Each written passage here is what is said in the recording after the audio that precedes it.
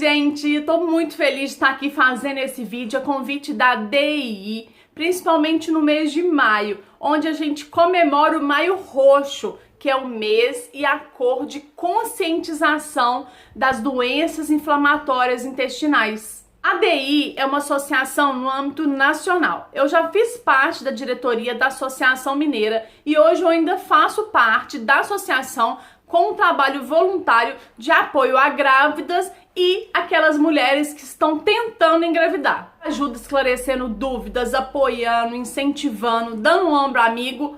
Num momento mágico da nossa vida, né? A gravidez, um momento mágico para a mulher, mas também um momento de muito medo, de muita dúvida, de muita incerteza para portadoras de doença inflamatória intestinal. Essa ajuda envolve o medo que às vezes a mulher tem de engravidar por conta dos medicamentos, por conta das crises. Às vezes a mulher já está grávida e tem medo de como essa gravidez vai aí ao longo dos 9 meses. Mas é importante ressaltar, e eu gosto de ressaltar sempre, porque eu não sou médica, não tenho nenhuma orientação médica nessa ajuda. Essa ajuda é uma voluntária de uma ex-tentante, atual mãe, para uma futura mãe. Então, não sou médica e eu sempre apoio que a mulher procure o seu médico. Minha ajuda não isenta a mulher de procurar seu médico, não, de forma alguma. Eu ajudo desde que ela continue seu tratamento com ginecologista, com proctologista ou com gastro. Para quem não me conhece, meu nome é Priscila, tenho 37 anos, sou casada há 9 anos, de um total de relacionamento de 21 anos e tenho o Eduardo, de 4 anos. Eu sou idealizadora do Organiza Mamãe, que é um programa completo de organização para mulher que se sente engolida pela correria do dia a dia. No programa, a mulher aprende a organizar a sua vida, sua casa, seu tempo, sua rotina. Os pilares do curso Organiza Mamãe é que a mulher foque no que de fato é importante para ela e que ela caminhe em busca do equilíbrio. Quando a mulher não tem tempo, a primeira pessoa que ela negligencia é ela mesma. Ela suspende um curso de inglês, academia, ela não tira aquele projeto do papel e muitas vezes ela não cuida da própria saúde. E é importante que a gente cuide da nossa saúde para que as outras pessoas que estão ao nosso redor também fiquem bem. Além do Organiza Mamãe, eu tenho um outro trabalho, um trabalho mais formal, e eu me sinto muito privilegiada por poder fazer tudo isso, porque a doença tem uns estágios e em alguns estágios a pessoa não consegue realizar muitas coisas devido à gravidade da doença. E a minha doença, apesar de realizar tantas coisas, minha doença nunca foi uma doença mais simples. A minha doença sempre foi da moderada para alta. Os meus sintomas foram muito ruins. Eu passei muito mal a minha vida inteira. Em 2013, eu cheguei a pesar 43 quilos, quase que 30 quilos a menos do que eu tô hoje. Claro que eu tô um pouquinho aí acima do peso, mas imagina hoje 30 quilos a menos que vocês estão vendo aqui no vídeo. As pessoas paravam comigo na rua, às vezes eu tava andando na rua, teve uma ocasião, eu tava passando assim perto do meu trabalho, um senhor no meio da rua que eu nunca vi, me pôs a mão assim no meu ombro e perguntou se eu tava precisando de ajuda. Tamanha a forma que eu estava abatida. O meu sogro, já falecido, falou comigo que eu tava com o pé na cova, só precisava de pôr o outro pé. Porque é uma brincadeira, mas com fundo de verdade, de tão abatida que eu tava. O convite do vídeo é para contar um pouquinho da minha história. Eu vou voltar lá nos 19 anos, quando naquela época eu não sentia nada, eu não dava muita importância para minha saúde. Mas se hoje eu for olhar lá até os meus 19 anos, a minha saúde era de ferro, eu não tinha absolutamente nada. Até que eu fui fazer uma viagem com meu, na época, namorado, que é meu esposo, e eu voltei sentindo muito mal. Na verdade, durante a viagem, eu já comecei a sentir mal. Muita dor, muita diarreia, muito vômito. E eu achei que era alguma coisa pontual, alguma coisa que eu tinha comido, que depois ia melhorar. Só que não melhorou. E eu continuei passando mal, passando mal, passando mal. Muita dor. A dor era tão forte que eu não conseguia levantar da cama muitas vezes. Eu precisava de ser levada para o hospital para tomar um remédio de dor na veia. Eu vomitava tudo que eu comia. E isso, assim, foi por muito tempo. 3, 4, 5 vezes no mês eu sentia a dor. e ninguém resolvia. Eu chegava no pronto-socorro, me dava um remédio na veia e mandava embora. Aqui foi continuando, ninguém resolvia. E a gente que achava que era uma coisa simples que ia passar, não passava. E eu fui em 8 médicos. Só depois que eu fui em 8 médicos que eu conheci uma médica no pronto-socorro em uma das minhas idas até lá. E ela conseguiu diagnosticar e me dizer que eu tinha doença inflamatória intestinal. Hoje são 19 anos convivendo com a doença, ainda não bateu o martelo se eu tenho Crohn ou retocolite. Imagina, 19 anos, eles ainda não têm certeza. O meu gastro tem certeza que eu tenho retocolite ulcerativa e minha proctologista tem certeza que eu tenho doença de Crohn. E por que que eles não chegam nesse consenso? Porque eu tenho alguns indicadores das duas doenças. Tem um exame que é o PANCA e o ASCA, que leva a pensar que eu tenho mais doença de Crohn. Mas eu tenho colangite esclerosante, que é uma doença no fígado, que acomete quem tem retocolite. Então, eu vou chegar lá mais pra frente, né, aqui na história, que eu vou falar da cirurgia que eu fiz.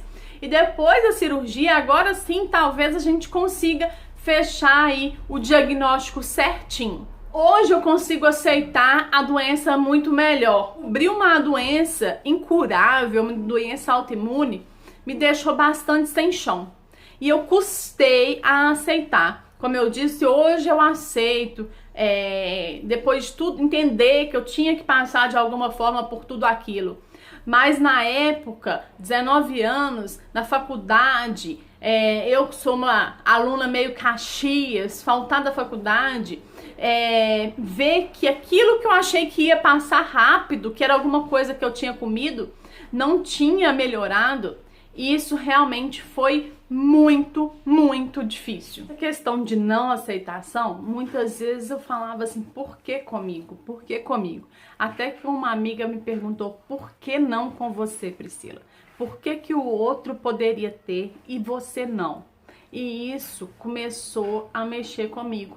Aquela pergunta ficava aí reverberando nos meus pensamentos e me fez começar a olhar a doença de uma outra forma, diferente do que eu estava olhando até então. O tratamento da doença era assim, eu começava um medicamento novo, tomava por um tempo e depois de um determinado momento ele parava de fazer efeito. E aí eu tinha que começar um novo tratamento. Fazendo assim até chegar ao penúltimo remédio que tinha de opção. Hoje tem mais opções, mas cheguei a tomar o penúltimo remédio que tinha de opção para tratar a doença. Falo que eu sou uma pessoa privilegiada de ter conseguido realizar muitas coisas na minha vida, de conseguir realizar ainda muitas coisas, apesar de nunca ter entrado em remissão.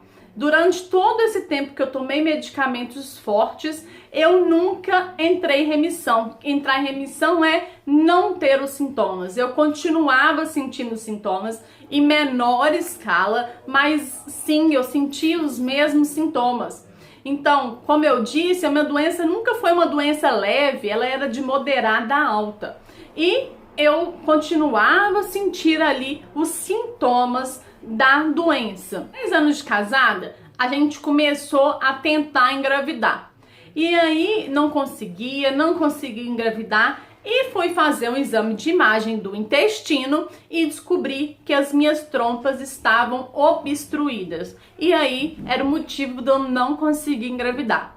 Fui fazer uma videolaparoscopia, que seria uma cirurgia simples por vídeo para tentar desobstruir as trompas. O médico enfiou a câmera ali pelo umbigo, ele viu que minha barriga estava totalmente inflamada, que os órgãos estavam todos aderidos e ele precisou abrir a barriga como se fosse ali uma cesárea.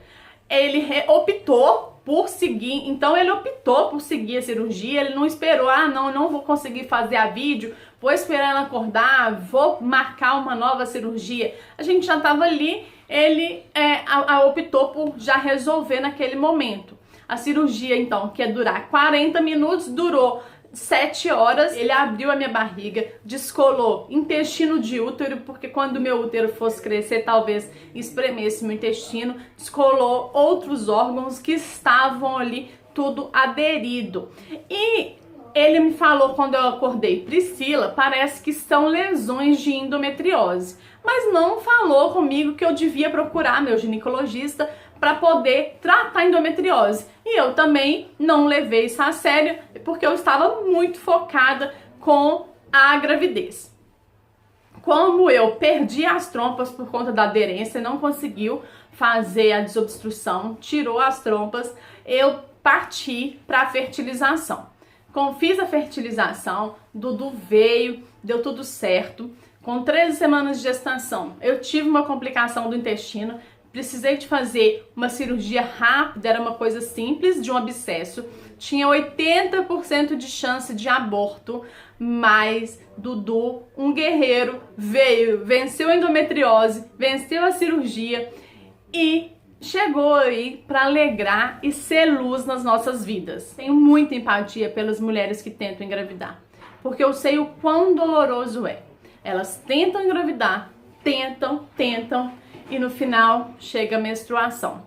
E aí é mais um mês de tentativa e de expectativa, de ansiedade. Muitas vezes vem a menstruação e a tristeza. Muitas vezes vem o resultado positivo e a alegria. Me perguntavam o que eu ia ser quando crescesse? Sabe o que eu respondia? Você, o que você respondia? Muitas pessoas respondem: ah, você é astronauta, médica, professora, bombeiro. E eu respondia que eu ia ser mãe, E aí, quando eu descobri a doença, antes mesmo de casar e tentar engravidar, eu comecei a me aprofundar muito nos estudos de gravidez e doença inflamatória intestinal. Estudei muito, estudei artigos, coisas do Brasil, coisas de fora do Brasil, pesquisei, li, reuni com vários médicos, além da minha médica, com os médicos da associação. Acabei criando involuntariamente uma base de muito estudo, de muito conhecimento. Precisava para mim. Comecei pesquisando para mim, para quando chegasse o momento de engravidar, eu estar segura. Acabei me tornando referência para futuras grávidas, tentantes. Eu disse, eu fiz a FIV, né? Com 7 meses de gestação eu suspendi um medicamento, o outro eu continuei tomando. E com 4 meses depois que o Dudu tinha nascido, né? Ele com 4 meses eu retomei o remédio, mas ele já não fazia mais efeito. O corpo tinha criado anticorpos nesse período aí de 6 meses que eu tinha ficado sem tomar o remédio. Durante a gravidez eu fiquei muito bem, eu tive pouquíssimos sintomas, mas depois desse tempo, como eu disse, depois dos 4 meses, a doença veio assim, avassaladora, ela veio muito forte, porque então era a última opção de remédio que eu tinha. Depois daquele remédio, na época, 4 anos atrás, eu não tinha mais nenhuma opção. Hoje sim, já tem outros remédios aí no mercado disponíveis. Como eu disse, a minha doença não era uma doença leve, ela progrediu muito rápido. E eu tinha um pólipo num lugar que não era acessível por conta de um estreitamento. Os médicos não conseguiam chegar por colonoscopia naquele pólipo para poder fazer uma biópsia e descobrir se aquele pólipo era benigno ou maligno. E os médicos sempre falavam: Priscila, você tem que fazer uma cirurgia, Priscila, você tem que operar, Priscila, você tem que tirar esse pólipo, você vai precisar de tirar o intestino grosso todo, porque além do pólipo, o meu intestino grosso ele estava completamente necrosado. Se vocês vissem a foto do meu intestino, não parece nem de longe um intestino saudável. O meu intestino ele estava totalmente perdido, morto, necrosado. Então eu precisava de tirar o intestino. Não era só simplesmente ir lá tirar o pólipo. Como o intestino estava muito doente, não dava para ir lá tirar aquela parte e emendar. Precisaria de tirar o intestino todo. E esse processo de tirar o intestino todo trouxe à tona aquela minha dificuldade de aceitar a doença. E aí eu fui deixando o tempo passar, Dudu fez 1 ano, Dudu fez 2 anos, Dudu fez 3 anos, até que a médica me disse: Priscila, não dá para esperar mais. O que você quer? Tirar o intestino, ficar um tempo fora, ou ver essa doença continuar progredindo e que esse pólipo se transforme em algo pior? E eu tinha muito medo da cirurgia, como eu disse, por falta de informação, por preconceito, porque eu sabia que talvez eu precisasse de usar a bolsa de colostomia. Não era uma coisa definida, certa, 100% certeza que eu usaria, mas era uma coisa que bem provável que fosse acontecer.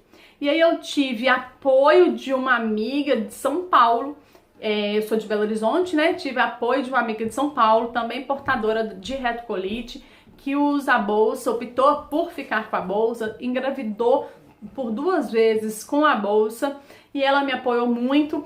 Fui fazer terapia com foco completo nessa cirurgia e eu acabei, então, não tendo como escapar da cirurgia e fui fazer. Como eu fiquei por 4 anos sem tratar a endometriose, ela já tinha cometido o reto, parte do intestino. Então, além da médica tirar o intestino grosso todo, ela tirou um pedacinho do reto e precisei de colocar a bolsa de colostomia. Isso foi em janeiro de 2019.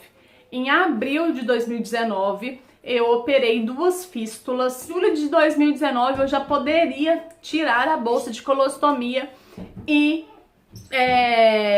fazer a reversão. Mas, assim como eu tinha medo de colocar a bolsa de colostomia, eu me vi com medo de tirar a bolsa de colostomia. Porque, como eu disse, falta de conhecimento, preconceito, mas a bolsa me trouxe um alívio. A bolsa foi bálsamo completo na minha vida. A bolsa acabou com as idas urgentes ao banheiro, a bolsa acabou com as dores, a bolsa acabou com todos os sintomas que eu tinha da doença. A bolsa me trouxe uma qualidade de vida impressionante. Hoje, quando eu paro para pensar o tanto de medo que eu tinha para colocar a bolsa e como que ela transformou por completo a minha vida. Meu médico até me falou: Priscila, se você tivesse operado antes, talvez você não precisaria de ter tomado remédios tão fortes como você tomou e como você toma ainda hoje. Mas eu confio que foi no tempo de Deus, foi no tempo certo, no tempo que eu estava preparada para viver a cirurgia. O tanto de medo que eu tinha na primeira cirurgia para colocar, eu tinha muita certeza que a reversão daria certo. Aquela certeza que eu nunca tive antes. Aquela completa entrega da minha vida a Deus. Não sei a sua religião, se você não tem, não acredita em Deus, eu respeito. Mas aquela entrega minha a Deus da minha vida, aquela certeza completa que a cirurgia dá certo. Em fevereiro agora de 2020, eu fiz a reversão e a gente está em maio. Estamos aí caminhando para 3 meses que eu fiz a reversão. E eu digo que dá medo, mas tem uma frase que tá com medo, vai com medo mesmo.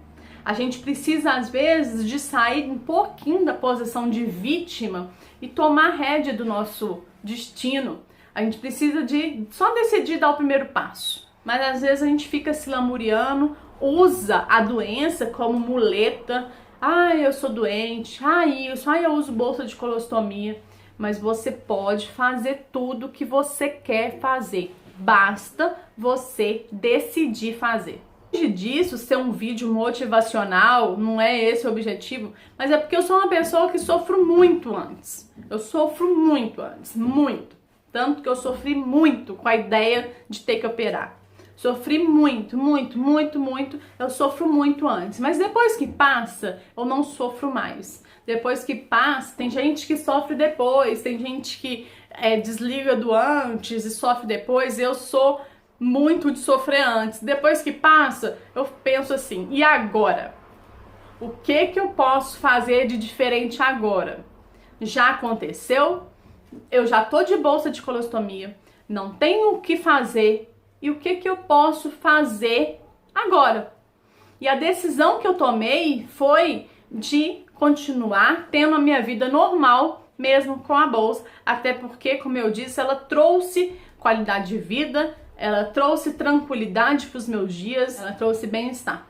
E aí eu decidi seguir com a minha vida, continuei trabalhando depois da licença, continuei carregando Dudu, Continuei nadando, fazendo atividade física, viajando, por opção, por decidir que eu não ia continuar sofrendo por estar com a bolsa. Uma vez eu disse pro meu marido que eu desejava um milagre.